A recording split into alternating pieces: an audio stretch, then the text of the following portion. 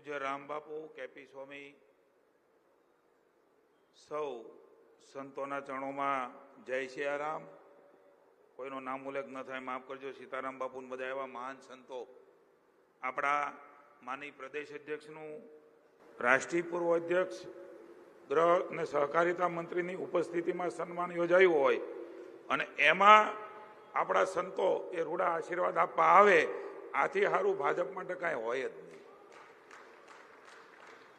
એટલે પુનઃ એકવાર સૌ સંતના ચરણોમાં મારા કોટી કોટી વંદન. ભાજપ એટલે હું લ્યો, આપણા સિનિયર ભારત સરકારના મંત્રી, પૂર્વ મહામંત્રી, સિનિયર આગેવાન, અને એ મને અહીંયા રજૂ કરતા હોય કે હવે જીતુભાઈ બોલે, આ દ્રશ્ય ભાજપમાં જ શક્ય છે જગદીશભાઈ આપના નેતૃત્વમાં. બાકી તો ટહકાલે કેટલાય જાતના ગામમાં હું ન હોઉં. ભારતીય જનતા પાર્ટીના આ સંસ્કારો અને ભાઈ મનસુખભાઈને હું વિશેષ અભિનંદન આપું છું. આજનો આપણો આ રૂડો કાર્યક્રમ મારી જ રાશિના છે જગદીશભાઈ, અને હું એની પહેલા એક વખત પહેલા પ્રમુખ હતો. એટલે પૂર્વ પ્રમુખ તરીકે આપણા યુવાન હસતો ચહેરો, અને ક્યારેક ક્યારેક એમ થાય કે ભારતીય એવા કે હું ફોરેનથી, એવા સુંદર મજાનું કામ, સુંદર મજાનું વ્યક્તિત્વ, સુંદર મજાની રાજ્યની સરકારમાં કામગીરી કરી છે, એનો હું સાક્ષી રહ્યો છું. મંત્રી તરીકે, પ્રમુખ તરીકે તો શહેરના અધ્યક્ષ, અમદાવાદ જેવું શહેર એક પ્રદેશ ગણાય, જે મુંબઈ પ્રદેશ છે ને એમ. અને એ પણ એવા વખતે અહીં રત્નાકરજીની હાજરી છે ત્યારે તેઓ અહીંયા નહોતા. હબાહબ ખેવાણી મારી આંખ વિચાણી એવી 17માં સ્થિતિ હતી. એ વખતે જગદીશભાઈ અમદાવાદનું સંચાલન કર્યું, અને એ વખતે ભારતીય જનતા પાર્ટીની આપણી સીટો ત્યાં લાવ્યા. એ બધા ઘણા એપી સેન્ટરો હતા.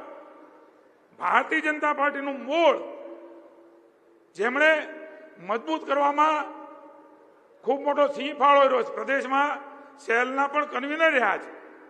હું કૃષ્ણકુમારસિંહજીની આ પવિત્ર ભૂમિ માં ખોડિયારના આશીર્વાદ લઈને અહીંયા આવ્યા છે. માં ખોડિયાર એના ભાલે બે, એવી માના ચરણોમાં પ્રાર્થના કરું છું. એવા ભાઈ શ્રી જગદીશભાઈ વિશ્વકર્મા, બધા વિધાનસભામાં ધારાસભ્ય છીએ.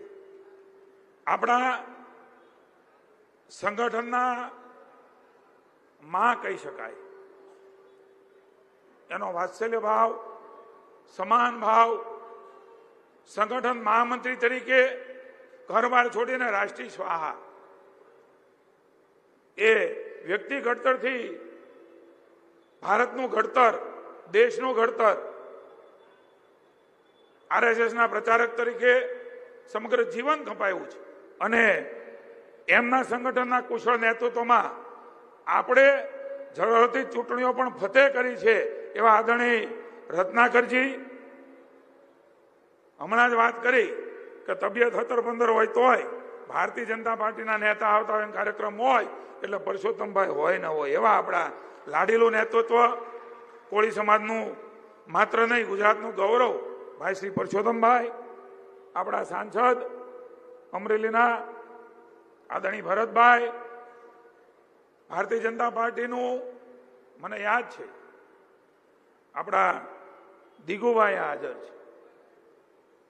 અની કાકા એ હારવા હતું ઘોઘામ ચૂંટણી લડતા. પરસોત્તમભાઈ ઘોઘામાં ભાજપનો ભ નહોતો ત્યારે અની કાકાએ ભારતીય જનતા પાર્ટીમાં ભાજપ ઉભું રહે ને એના માટે ઉભા રહેતા. એનો સુપુત્ર છે આપણો ભાઈ દિગુભા, જિલ્લા ભાજપનો પ્રમુખ.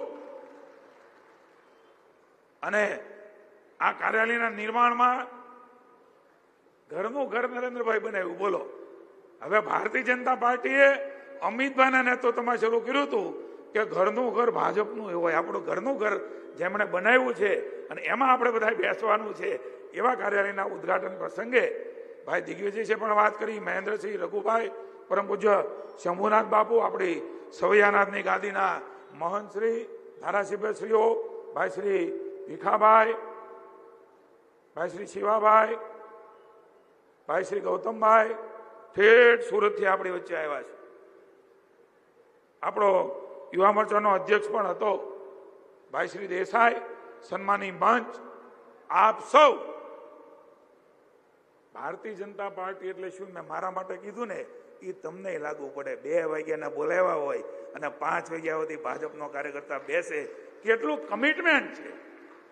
મને એમ થાય ઠેકડો મારી દુખણા લઈ લઉં તમારા. આ મૂડી છે સાહેબ ભારતીય જનતા પાર્ટીની. અને એ ગુજરાતની અંદર અનેક લોકો સ્વર્ગસ્થ કેશુભાઈ થી માંડીને નરેન્દ્રભાઈએ જે યાત્રા શરૂ કરી સંગઠન મહામંત્રી તરીકે, પછી રાજ્યના મુખ્યમંત્રી તરીકે, દેશના વડાપ્રધાન તરીકે, સંગઠન પર્વના ઇન્ચાર્જ તરીકે પણ મેં નરેન્દ્રભાઈને અહીંયા જોયા છે. કાર્યકર્તાને ઘડતર કરીને ભારતીય જનતા પાર્ટીના વિચારો એટલે કે દેશના વિચારો એ પાવાનું કામ જેમણે કર્યું. બાકી દેખાડો લ્યો, અહીંયા પત્રકાર મિત્રો હાજર છે. અન્ય કોઈ પણ પાર્ટીની સભા હોય, હવે નીકળ્યા કેટલા વાગે હો પાછા તમે? શહેરમાંથી હોય, ગેમરેમાંથી હોય, એ તમે અહીં 2 વાગે બોલાવ્યા એટલે તમે તો 12 વાગ્યાના હાબદા થયા હોય આપણી કાંઠિયાવાડી ભાષામાં. ત્યારે 2 વાગે પોગો અને 5 વાગે 5 કલાક સુધી પરિશ્રમ કરી શકે ને, એ ભાજપને કોઈ હરાવી ન શકે, કોઈની તાકાત નથી. એ મૂળમાં ભારતીય જનતા પાર્ટીનો કાર્યકર્તા બેઠો છે. જગદીશભાઈ, ભાવનગરની ભૂમિ એ કૃષ્ણકુમારસિંહજીની ભૂમિ છે. અહીંયા સ્વદેશી લખ્યું છે. આ દેશ બનાવવામાં સૌથી પહેલું રજવાડું જેમણે સરદાર સાહેબને અર્પણ કર્યું. અને 150મી સરદાર સાહેબની જન્મજયંતિ માનની મોદી સાહેબના નેતૃત્વની અંદર, ભૂપેન્દ્રભાઈના નેતૃત્વની અંદર અને દેશના આપણા જ ખેલકૂદ સમરોજગાર મંત્રી આખો કાર્યક્રમ ઘડી રહ્યા છે. એવા મનસુખભાઈના માર્ગદર્શન નીચે સરદાર સાહેબની 150મી જન્મજયંતિ આ પવિત્ર કૃષ્ણકુમારસિંહજીની ધરા. તમે કહો તો કહું, બોલો કહું? ના તો પાડો ભલામણ, આ ડોકા હલાવો. અહીંયા જો સાગરદાન ને મયુરભાઈ ને આપણા સાજિંદાઓ એને તાળીઓથી વધાવો. આ એવા આપણા રૂડા કલાકારો છે. તમારી અમે માફી માંગીએ છો સાગરદાનભાઈ, મયુરભાઈ. તમારું જે માન સન્માન છે એ કદાચ આ સ્ટેજમાં નહીં જળવાનું હોય, ગાડલું નથી, પણ ભવિષ્યમાં ભૂલ નહીં થાય. છતાં પણ આ કલાકારો ભારતીય જનતા પાર્ટી માટે આવે, બધું છોડીને આવે. જગદીશભાઈ વાત એ કરતો તો કહી દઉં, અહીંયા તો કહેવાની બહુ મજા આવે જગદીશભાઈ, કારણ કે ખરાબમાં ખરાબ સ્થિતિમાં ભાવનગર જિલ્લો એ ભારતીય જનતા પાર્ટીનો ગઢ હીરો છે. જેમ ખાડિયા રહ્યું ને એમ કોર્પોરેશન અમારી ક્યારેય નથી ગઈ.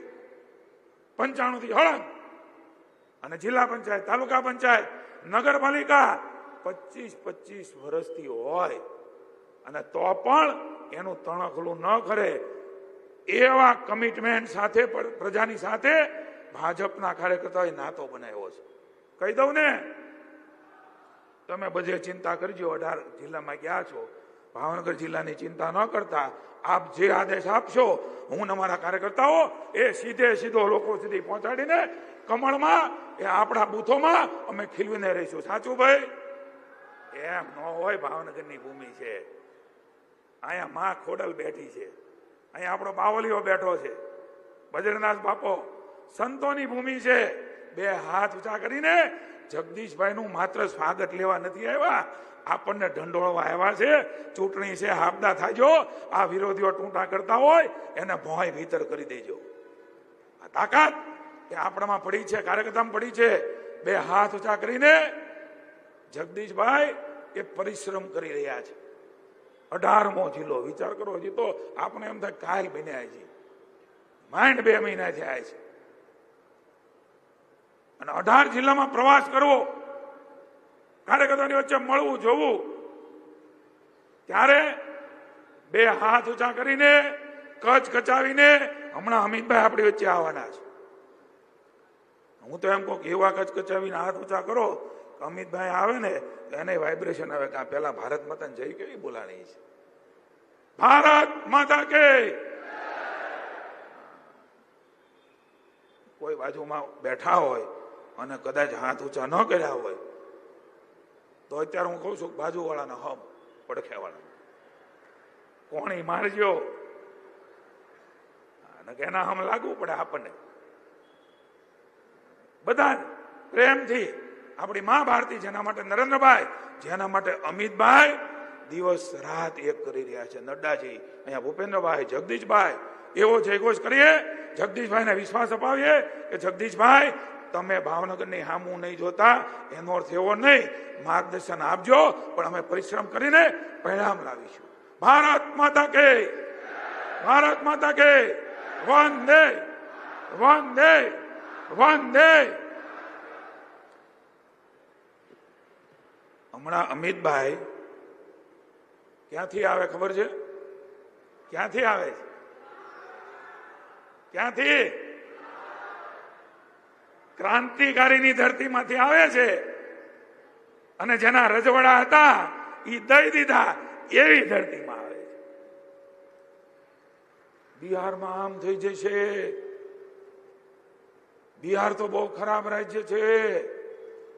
મોદીને ન ખબર પડે, તમને ખબર પડે. લ્યો દીધું ઓહરું, હો તીર ઓહરું, એને શું ખબર પડે બિહારમાં કેવા કેવા લોકો છે?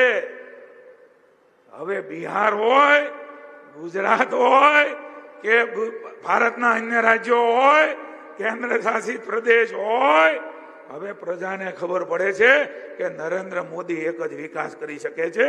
એટલે પ્રજાને ખબર પડે છે તમારા હારે રહેવાની. નું કહી દઉં સાહેબ, 100% પરિણામ ગુજરાતનું, ભાવનગરનું. હવે એ બિહારની ધરતી ઉપરથી મેં કહ્યું હતું જગદીશભાઈ છે ને હારા પગલાના છે. મોદી સાહેબનું માર્ગદર્શન, અમિતભાઈનું જે પ્રકારની રચના, કાર્યકર્તાનો પરિશ્રમ, પ્રજાનો પ્રેમ નરેન્દ્રભાઈ માટેનો જે છે, એમના કારણે વિજય થયો છે. એક માણસ ક્યાં સુધી જઈ શકે પરિશ્રમ કરીને, કેવી રીતે વિશ્વાસ જીતી શકે? એટલે મેં કીધું તું રત્નાકરજી ત્યારે નહોતા કે પગલા તો બરાબર છે હો. 27 નો પાયો એ બિહારથી ગુજરાત માટેનો નખાઈ ચૂક્યો છે. અમિતભાઈ આપણી વચ્ચે લઈને આવી રહ્યા છે. મિત્રો, આપ સૌને, બૂથમાંથી આવેલા કાર્યકર્તાઓ, શુભેચ્છકો, હું સંપૂર્ણ ભરોસો આપું છું. ભાજપના કાર્યકર્તાઓએ, ભાજપની સરકારે ક્યારેય કશું ખોટું કર્યું નથી. કોઈ આલ્યા માલ્યા જમાલ્યા વાત કરે, કોઈ જગ્યાએ એની જગ્યાએ કોઈ પોસ્ટું મૂકે, એનાથી ભાજપનો કાર્યકર્તા વિચલિત ન થાય. આવા તો અનેક આવીને અનેક ગયા, પણ ભાજપ અડીખમ છે. કારણ કે ભારતીય જનતા પાર્ટી દેશ માટે લડે છે, દેશ હિત માટે લડે છે. દેશની જનતાને હજી વિકાસ નથી પહોંચ્યો, મુશ્કેલી છે, એમને મુખ્ય પ્રવાહમાં ભેળવવા માટે લડે છે. અહીંથી મનસુખભાઈ ઉલ્લેખ કર્યો, ભૂતકાળમાં પણ ખેડૂતોની સરકાર હતી, આજે પણ છે. વિવેકપૂર્વક કહું છું, આપ્યું છે એ ઉપકાર નથી, ભાવ છે. બેઠો કરવાનો એ સંયોગ છે. 15,000 ની ખરીદી, 10,000 કરોડ રૂપિયાનું પેકેજ, 1100 કરોડનું વાવ થરાદનું પેકેજ. મિત્રો, કલ્પના ન કરી શકે. ખેડૂતને મુશ્કેલી પડી છે, તેની પડખે ભાજપની સરકાર ઊભી છે. 7 દિવસની અંદર ઠરાવ થાય ને, એવું લગભગ ભારતમાં નહીં હોય. આ કમિટમેન્ટ સાથે સરકાર આગળ વધે. પછી અમને ખબર છે હો, ઘણા એમ કે તમને ખબર છે, ખેડૂતોથી ચૂંટાણા છો. આ મંચ ઉપરથી કહું છું કે ખેડૂતોના આશીર્વાદથી જ ભાજપની સરકાર બની છે, અને હજી કહું છું કે એના આશીર્વાદથી જ બનવાની છે. કોઈ તમારી વાતમાં બોળવા નથી. અનુભૂતિ છે, કરી રહ્યા છે, કરવાના છીએ. કાર્યકર્તાને કહું છું, ભરોસા સાથે આગળ વધજો. કોઈ પણ જાતની ચિંતા કર્યા વગર, સંઘર્ષનો સમય હોય કે ન હોય, ભારતીય જનતા પાર્ટીનો કાર્યકર્તા એ પ્રજાનો વિશ્વાસ કેવી રીતે જીતે, નાની મોટી ત્રુટી ક્ષતિઓ હોય તો કેવી રીતે પૂરી કરીએ, આત્મીયતાનો નાતો કેવી રીતે બાંધીએ, પ્રજાનો ભરોસો એ પુનઃ એકવાર જીતવા માટે ભાઈ જગદીશભાઈ આવ્યા છે ત્યારે વિશેષ નહીં કહેતા. આ ભાવનગરની પવિત્ર ભૂમિ ઉપર આ તમારું તપ એ ક્યારેય એળે ન જાય ને, એવી મા ભગવતી, ભગવાન ભોળાનાથને પ્રાર્થના કરું છું. શુદ્ધ ભાવ હોય, શુદ્ધ નિષ્ઠા હોય, પ્રામાણિકતા હોય, ત્યારે વિરોધીઓને કરવું એ કરે. ઈશ્વરના આશીર્વાદ, પ્રજાના આશીર્વાદ અને કાર્યકર્તાનો પરિશ્રમ હોય ને, ત્યારે ઈશ્વરના શુદ્ધ ભાવ સાથે આશીર્વાદ એ જગદીશભાઈ તમારા નેતૃત્વમાં, ભૂપેન્દ્રભાઈના નેતૃત્વમાં, દેશમાં નરેન્દ્રભાઈ, અમિતભાઈ, નડ્ડાજીના નેતૃત્વમાં દેખાઈ રહ્યું છે એમ અબ કી બારી, ખબર છે ને, બંગાળ કી બારી. ના કલ્પો એવા રિઝલ્ટો, પ્રજાનો વિશ્વાસ એ પુનઃ એકવાર જીતીએ. ભાવનગરની ભૂમિ ઉપર ભાઈ જગદીશભાઈ આવે છે ત્યારે એક ધારાસભ્ય તરીકે, કાર્યકર્તા તરીકે અને રાજ્ય સરકારના પ્રતિનિધિ તરીકે એમનું ખૂબ ખૂબ સ્વાગત કરું છું. અને એ જે આદેશ કરશે એ વાળવાનું કામ કહેશે ને તો પણ ભાજપના કાર્યકર્તા તરીકે મારી જવાબદારી છે એ સાવણી લઈને પણ નીકળશું. આ કમિટમેન્ટ સાથે આપણે સૌ પુનઃ એકવાર જગદીશભાઈને તાળીઓના ગડગડાટથી ભારત માતાના જય ઘોષથી વધાવીએ.